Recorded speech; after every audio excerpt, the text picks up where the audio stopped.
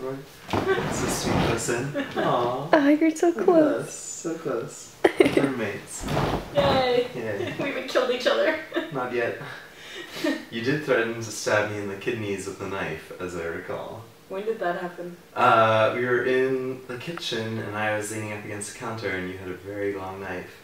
And you said that it would be possible to just stab me through the kidneys, but the problem is then you'd have to take me to a hospital and you probably wouldn't be able to stay living here because I wouldn't be able to keep paying for the rent, so you'd have to break the lease and it would be a huge hassle, so you decided yeah, it just wasn't worth it.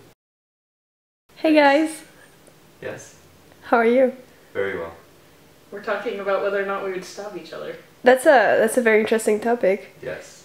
But I'd suggest we talk about like more like conventional stuff, like how did we meet? That's like the main question I ask my... That is a good question. I don't really know because I was in South Africa at the time. Yeah, that's true. We should have Erik there, but look, he's not there. He isn't.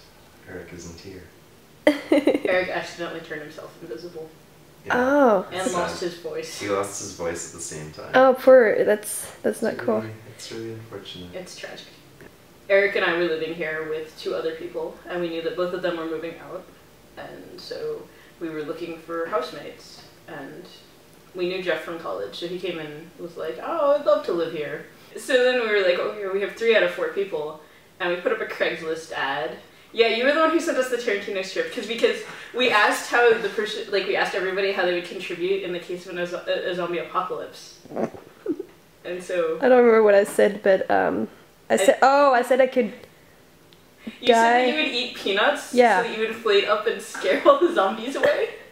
Which was much better than some of the other people, Yeah. because there were people who were like, well, I run really fast, so I would run away and you would get eaten by the zombies. I'm like, you are not a That's good nice. housemate. Like, I do not want to live with you. Yeah, no. Absolutely not. I didn't want to sacrifice you, but you made a good point that you were clearly a team player.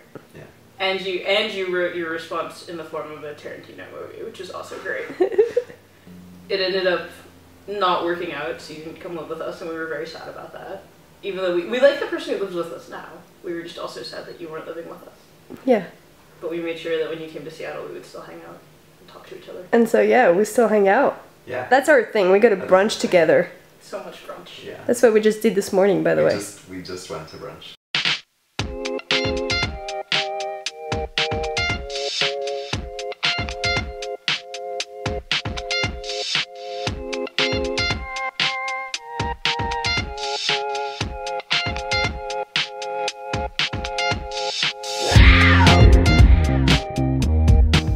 We're like fun gourmet. We just try restaurants and grade them. We should start a blog, Yeah. food blog.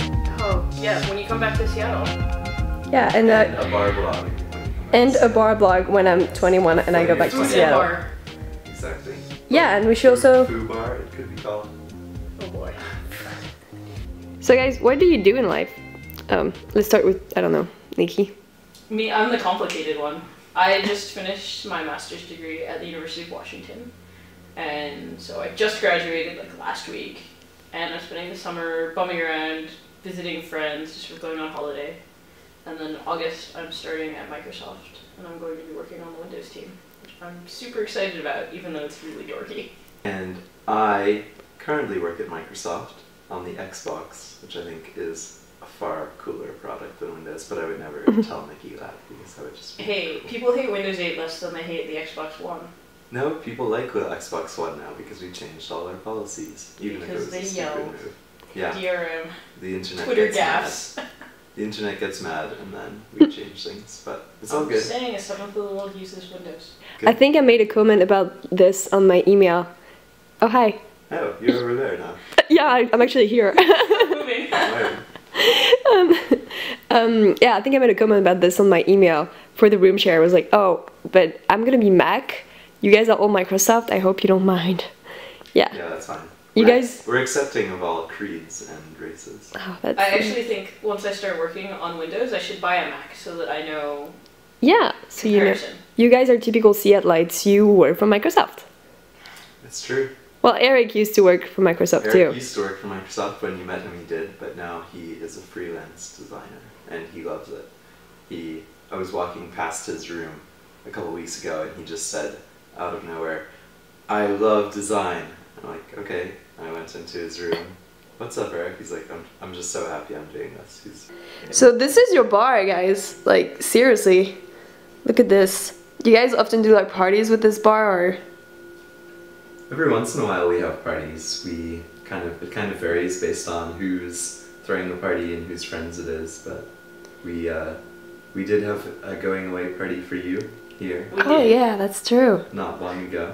And it was fun. A lot of French conversation going on. Yeah, good wine and cheese, right? Good wine and cheese, yeah. Some drinks made in pineapples. Yes, one drink made in a pineapple for the guest of honor. Oh, I'm so spoiled. Churchill is the guardian angel of this bar. Of the martini flowchart. Of the martini flowchart. Erik looks up to Churchill a lot, I think. Oh yeah.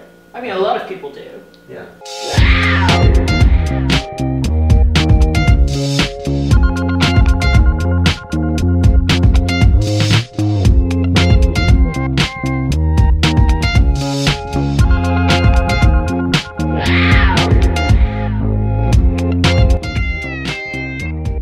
So, can you tell us a bit more about your studies, what you study? I just finished a master's degree in sort of human-computer interaction and design. So I study how people interact with technology and what makes something like easy to use versus hard to use, and what does technology mean in our lives, and how can we build technology that is, easy to use and meaningful to people and helpful to people. Did you test this on actual people? Yeah, we do a lot of testing. So we always we'll design something and build out a working version of it, or like a prototype that works a little bit, and test it with lots and lots of people, and just go in the lab and like, oh, can you enter your email address here? Like, can you try sending an email? Just like very simple things to make sure that it works and that it makes sense to people. So for example, in one of my classes for usability testing, we were working with a company that had just like successfully gotten a Kickstarter funded, and they had this whole piece of software, and they had a working version that wasn't ready to be released, but like you could use it. And so we just brought people in, and we had them use the software, and we took down notes, and we gave surveys afterwards, and we like measured all this stuff so that we could come back to the company and say, here are the things that are good about it, and here's what people really like about the product, and then here's some other things that aren't as great. So you crush your bike, like it's kind of a habit. I'm kidding.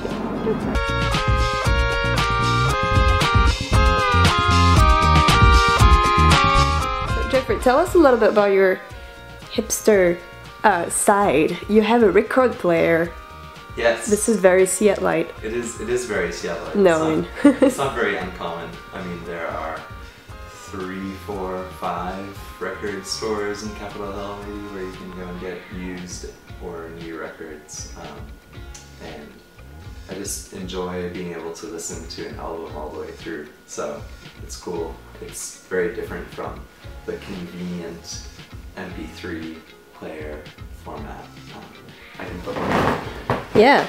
What do you have here? Oh, that's nice. Yes, everyone should have this in their record collection. London calling to the faraway towns. Now war is declared and battle come down. London calling to the underworld. Come out of the cupboard, you boys and girls. London calling. Now don't look at us. Here I am, top of the Matterhorn in Switzerland. Here with my buddy Will. We just arrived, and we're kind of itching to go back down already, or be back down already, because you can see it's really ridiculously steep.